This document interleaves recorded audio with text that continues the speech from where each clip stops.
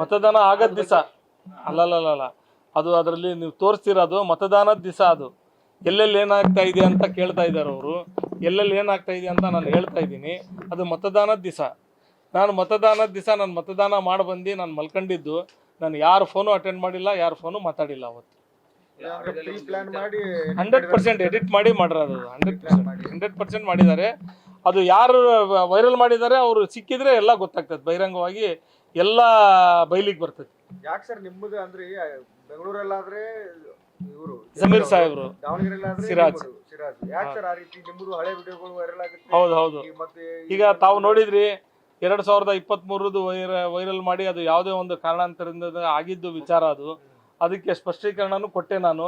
ಅವ್ರು ಯಾರು ವಿಕ್ಟಿಮ್ ಇದ್ರು ಅವರು ನಿಮಗೆ ಹೇಳಿದ್ದಾರೆ, ಅವರು ಬಂದು ಸ್ಪಷ್ಟನೆ ಕೊಟ್ಟಿದ್ದಾರೆ.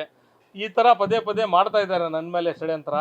ಅದು ಮಾಡಲಿ, ನನ್ನ ಮೇಲೆ ಎಷ್ಟೇ ಷಡ್ಯಂತ್ರ ಮಾಡಿದ್ರು ದೇವ್ರು ಇದ್ದಾನೆ ನೋಡ್ಕೊಂತಾನೆ. ಷಡ್ಯಂತ್ರ ಮಾಡೋರಿಗೆ ದೇವ್ರು ಒಳ್ಳೇದಿರಲಿ.